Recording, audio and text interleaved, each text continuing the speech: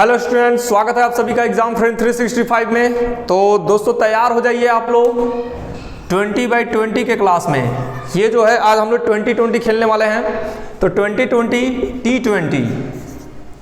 T20 match यानी कि अगले साल हम लोग का जो है वर्ल्ड कप आने वाला है T20। तो उस वर्ल्ड कप आने से पहले ही हम लोग T20 वर्ल्ड कप जो है अपने जीवन का 2020 वर्ल्ड कप खेलने वाले हैं। जैसा कि आपको पता होगा कि 20 क्वेश्चन जो है बहुत ही इंपॉर्टेंट होता है आपके एग्जाम में। इसका वेटेज जो है 20 क्वेश्चन का वेटेज बहुत ही महत्वपूर्ण होता है। अगर 20 नंबर आप 20 क्वेश्चन अगर ला देते हैं तो आपका रिजल्ट बहुत अच्छा बनेगा, आपको पता है। और बहुत ही आसानी से मैं बता रहा हूं कि केवल निरंतर आप इस सीरीज को देखते रहें तो आपको जो है 20 में 20 नंबर निश्चित रूप से मिल जाएगा। तो पिछला यानी कि जो इसका हम लोग सेक्शन बनाए थे इंट्रोडक्शन वाला वीडियो, उसमें हम लोग क्या किए थे 5 क्वेश्चन अटेम्प्ट किए थे चैप्टर नंबर 5 से, चैप्टर नंबर 1 से। यहाँ पे हम लोग जब सिर्फ चैप्टर नंबर 1 के जितने बहुविकल्पी प्रश्न हैं उन सभी बहुविकल्पी प्रश्नों को हम लोग सॉल्व कर रहे हैं। तो निश्चित रूप से इस वीडियो में हम लोग पूरे बहुविकल्पी प्रश्न को सॉल्व कर लेंगे। पार्ट 1 का जितना बहुविकल्पी है, अध्याय 1 का जो बहुविकल्पी है उसे हम लोग बहुत ही इजीली सॉल्व कर लेंगे। तो आप बने रहें। तो हम लोग यहाँ पे स्टार्ट करेंगे। आप भी जो है अपना प्रैक्टिस करेंगे, रिवीजन करेंगे, देखेंगे कि आपको ये क्वेश्चन आ रहा है कि नहीं आ रहा है। और निश्चित रूप से कह दें कि इन्हीं प्रश्नों में से इन्हीं बहुविकल्पी प्रश्न जो है आपको परीक्षा में दिखेगा, क्योंकि ये आप जानते हैं, आपको भी पता है, ये यूपी बोर्ड का यानी कि एक परंपरा है कि वो पिछले प्रश्नों को अदला बदली एक साल पूछेगा, एक साल नहीं पूछेगा, उसी प्रश्न को दोहरा भी देता है। तो उन्हीं प्रश्नों में हेरा फेरी करके जो है प्रश्न को देता रहता है, यहाँ तक कि अंक भी चेंज नहीं करता।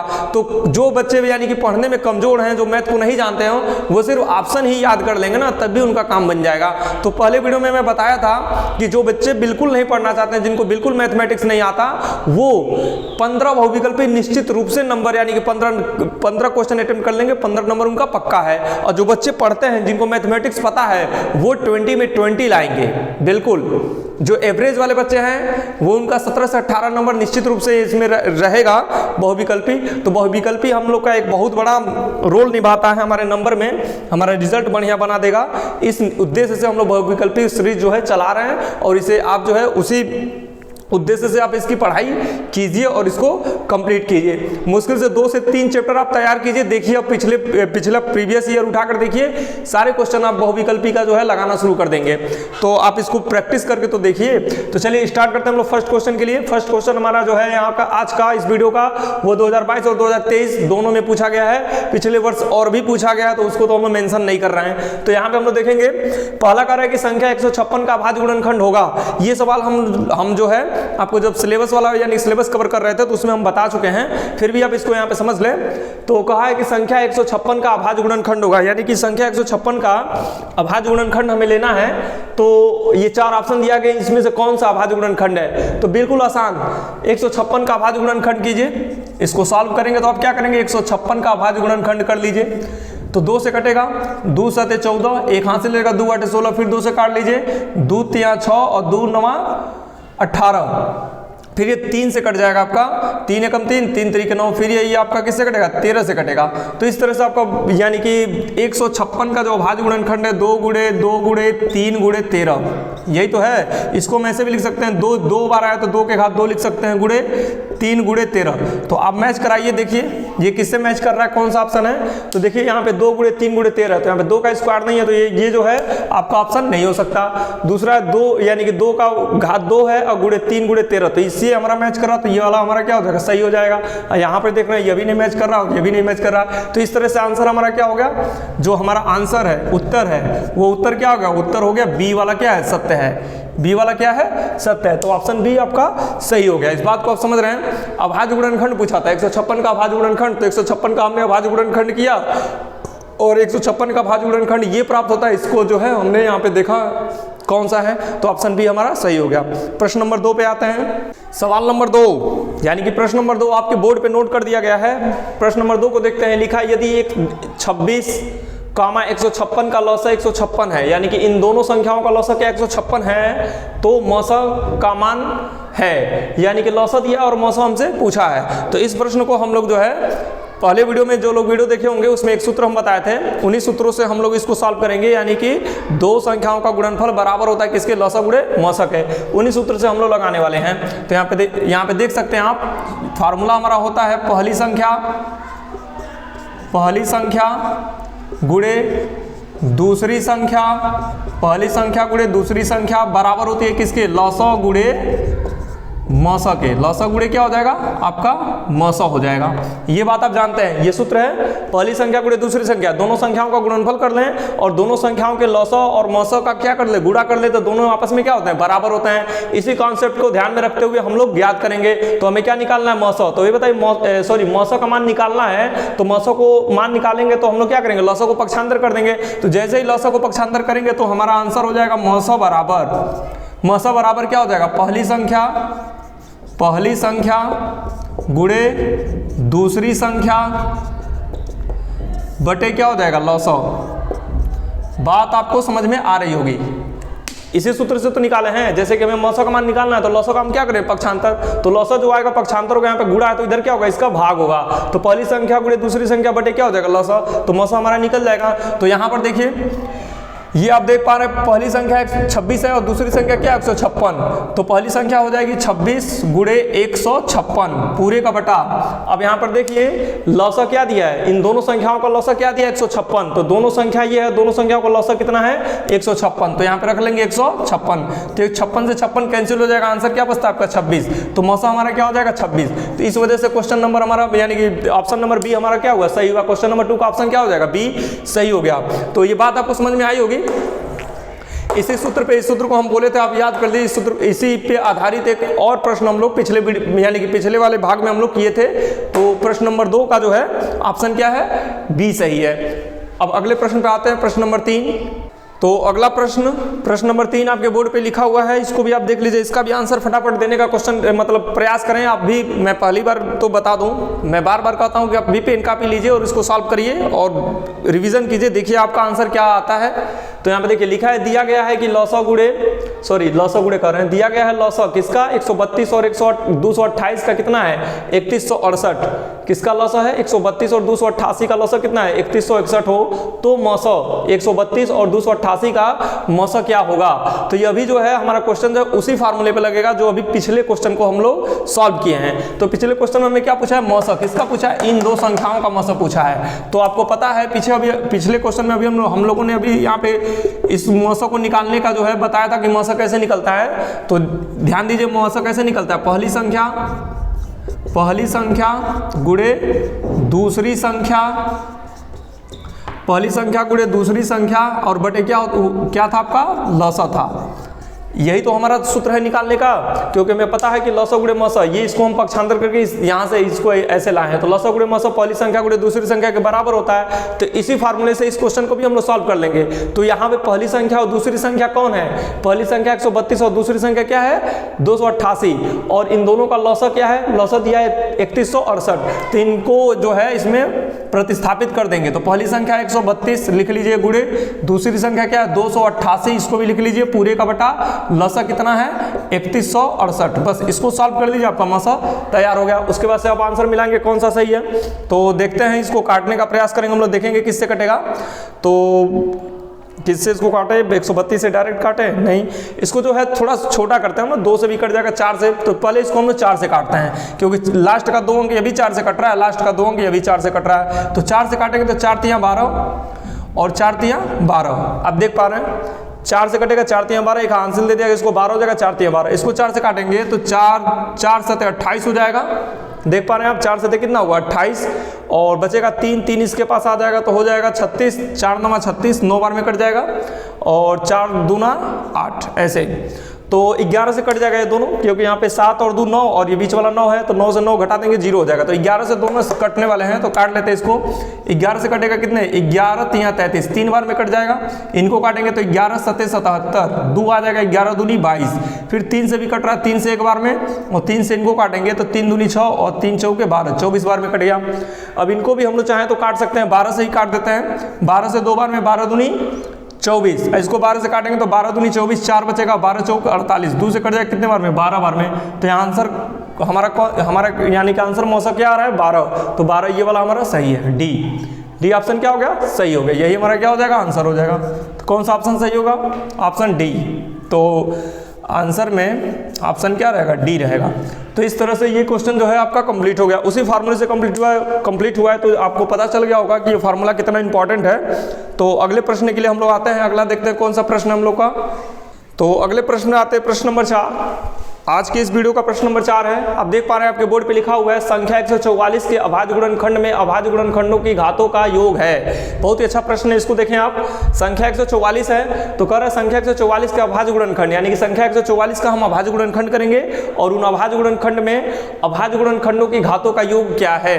तो बहुत ही बढ़िया प्रश्न है। ऑप्शन दिया 3, 4, 5, 6। तो इसको जब हम लोग हल करेंगे तो सबसे पहला काम यह कि 144 का आप अभाज्य गुणनखंड कर लें। तो 144 का अगर आप अभाज्य गुणनखंड करते हैं तो आपको पता है 2 से काटेंगे, 2 से 14, 2 दूनी 4, फिर 2 से कटेगा 2 3 6, 2 चौके 2 6 के 12 हो जाएगा।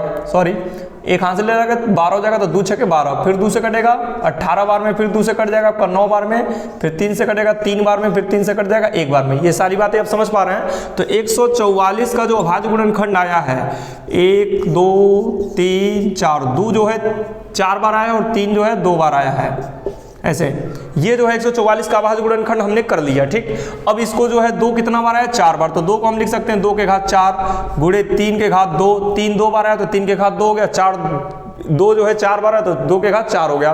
तो इस तरह से यहाँ पे 144 का जो अभाज्य गुणनखंड है तो इनके घातों का क्या बताना है, अभाज्य गुणनखंडों की घातों का योग। तो यही तो अभाज्य गुणनखंड है और इनकी घात क्या है, 4 और 2 है। तो इन दोनों का जो योगफल होगा कितना होगा, 6 होगा। तो इस तरह से हमारा ऑप्शन नंबर डी क्या होगा, सही हो गया। बात आपको समझ में आ रहा होगा।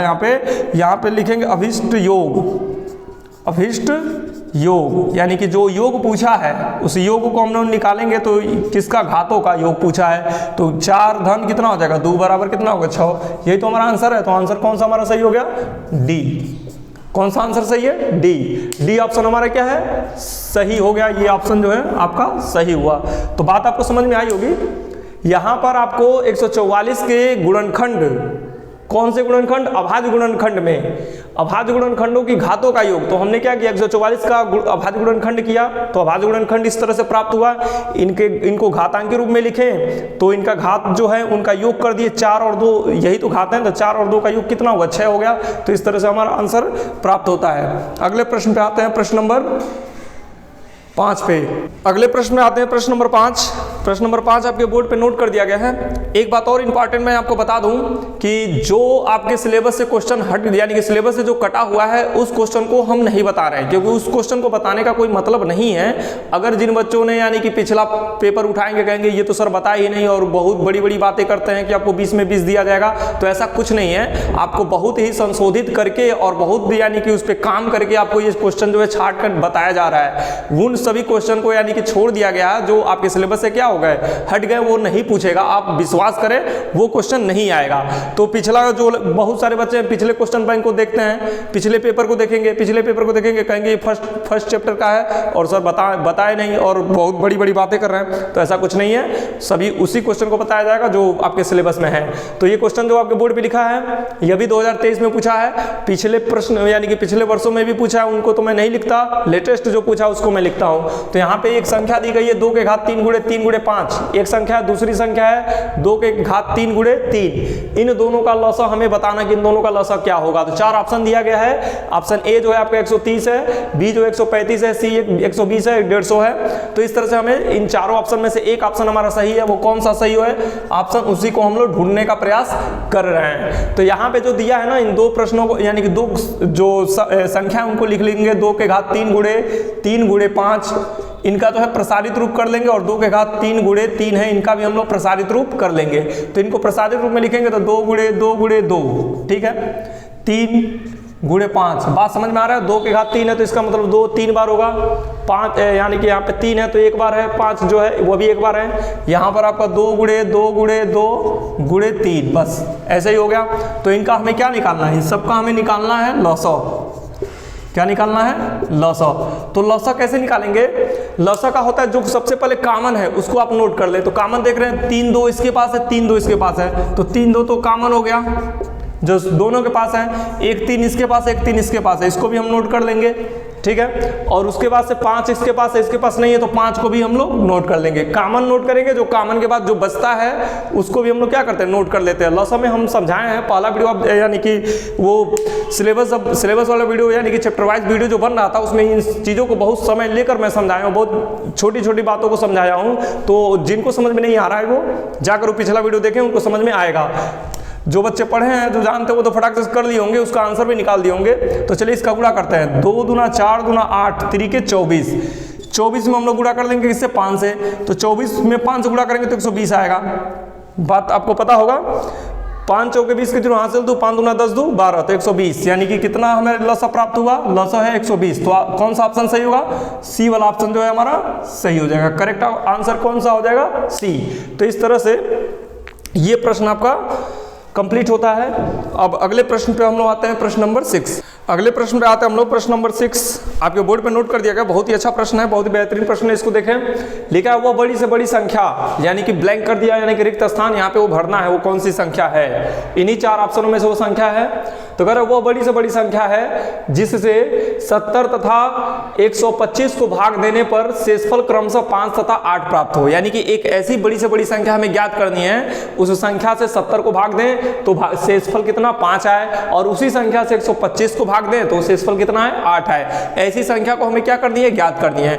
तो देखो, जो सबसे बड़ी से बड़ी संख्या होती है ना, तो उसमें हमें मसा ही निकालना होता है। अब बात समझ लेना, कभी भी जब आप बड़ी से बड़ी संख्या ज्ञात कीजिए, जो इतना और इतना को क्या कर दे, विभाजित कर दे, तो जितना जितना को विभाजित करना हो उतने उतने का क्या करेंगे हम लोग, मसा निकाल लेंगे। ऐसे जो है आसान भाषा में आप समझे, जैसे कि यहाँ पे 70 है, 125 है, इसको हमें विभाजित करना है बड़ी से बड़ी संख्या को, तो इन दोनों का क्या होगा, मौसा होगा। लेकिन बट यहाँ पर हम ये देखेंगे कि क्रम, यहाँ पे शेषफल भी हमें लाना है। तो सबसे पहले शेषफल लाना है, तो शेषफल अधिक होता है, तो शेषफल को क्या करेंगे, घटा देंगे।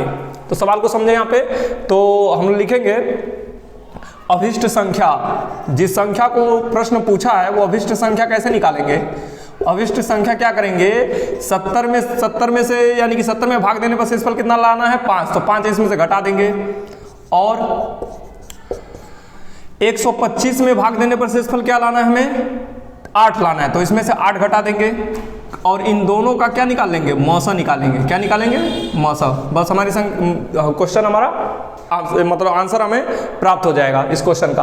तो यहाँ पे घटेगा तो ये कितना हो जाएगा, 65 और ये घटाइए इसको, तो 5 और 3 117 हो जाएगा। कितना हो जाएगा, 117। 125 में से 8 घटेगा तो 117 का हमें क्या निकालना है, मौसा निकालना है। तो इनका मौसा क्या होगा, इनका मौसा हम लोग निकाल लेते हैं। तो इनका मौसा यहाँ पर हम लोग ध्यान से देखेंगे, यहाँ पे करेंगे। तो 65 का अगर अभाज्य गुणनखंड किया जाए तो 65 जो है आपका 5 से कटेगा, फिर 13 से कटेगा। बस यही अभाज्य गुणनखंड हो सकता है।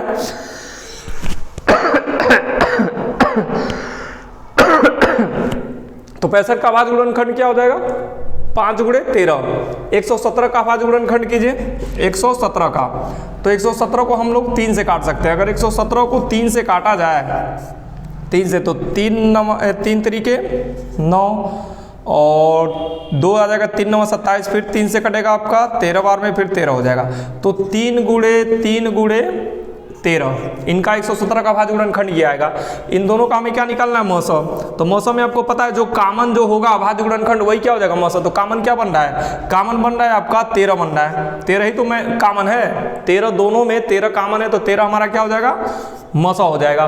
तो यहाँ पर इन दोनों का मौसा कितना आ रहा है, 13। तो इस तरह से यही हमारा क्या रहेगा, अभिष्ट वो संख्या है जिस संख्या को पूछ रहा है। तो ये बी वाला जो है हमारा क्या हो जाएगा, ये सही हो रहा है, यानी कि ऑप्शन बी सही होगा। यानी कि इसमें हम लोग क्या फिल कर लेंगे, 13। बात आपको समझ में आ गई होगी। ऐसा प्रश्न पूछेगा तो इस प्रश्न को हम लोग इसी तरह से लगाएंगे। चलिए अगले प्रश्न पे आते हैं। जिनको नहीं समझ में आया वो जो है क्या करें, वीडियो जो है रिवर्स करके देख सकते हैं।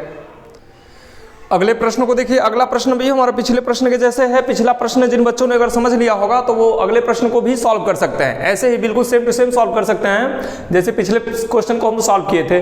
इसमें भी वही कह रहा है कि वह बड़ी से बड़ी संख्या जिससे 245 और 1037 को विभाजित करने पर प्रत्येक स्थिति में 5 शेषफल प्राप्त होता है, होगी, वो संख्या क्या है। तो आप क्या करने वाले हैं, आप देख रहे हैं प्रत्येक स्थिति में शेषफल 5 बचाना है, यानी कि इसमें भी शेषफल 5 बचाना है और इसमें भी शेषफल क्या बचाना है, 5 बचाना है। और पिछला क्वेश्चन जो था उसमें एक में 5 बचाना था और एक में 8 बचाना था शेषफल। तो यहाँ पे हम क्या करेंगे, 5 को इसमें से घटा देंगे, इसमें से घटा देंगे, और बाकी का जो आएगा घटाने के बाद उसका हम लोग क्या करेंगे, मौसा निकाल देंगे, आंसर हो जाएगा। बस यही काम करना है आपको, जल्दी से करिए फटाक से आंसर इसको ढूंढिए कौन सा आंसर है 4 ऑप्शन में से। तो मैं पहले भी बता दिया था, बड़ी से बड़ी संख्या कहेगा तो आपको मौसा ही निकालना है। क्या निकालना, मौसा, HCM निकालना है। तो बड़ी से बड़ी संख्या जिससे उस बड़ी से बड़ी संख्या को क्या करेंगे, 245 में भाग दें तो शेषफल 5 बचना चाहिए, 1037 में भाग दें तो भी शेषफल 5 बचना चाहिए। ऐसी संख्या को हमें ज्ञात करना है कि इन संख्या में कौन सी संख्या होगी। तो बहुत बच्चे क्या करते हैं, भाग देना शुरू करते हैं, भाग देंगे, टाइम लगाएंगे। ऐसा नहीं करेंगे हम लोग, इन दोनों संख्याओं में से क्या करेंगे, 5 घटा देंगे। तो इसको जब हल किया जाएगा तो अभिष्ट संख्या यानी कि हम जो ढूंढ रहे हैं अभिष्ट संख्या निकालेंगे। ये अभिष्ट संख्या कैसे निकलेगी, अभिष्ट संख्या बराबर, अभिष्ट संख्या को हम लोग निकालेंगे 245 में से 5 घटा देंगे, एक संख्या बनेगा उस संख्या का, और 1037 में से हम लोग 5 को घटा देंगे, जो संख्या आएगा इन दोनों संख्याओं का क्या निकालेंगे, का मौसा। इन दोनों संख्याओं का मौसा निकाल देंगे, आंसर हमारा प्राप्त हो जाएगा। तो मौसा निकालने के लिए क्या करेंगे, आप जानते हैं कि ये घटाने पे क्या हो जाएगा, 240 और इनको घटाएंगे तो ये हो जाएगा 1032।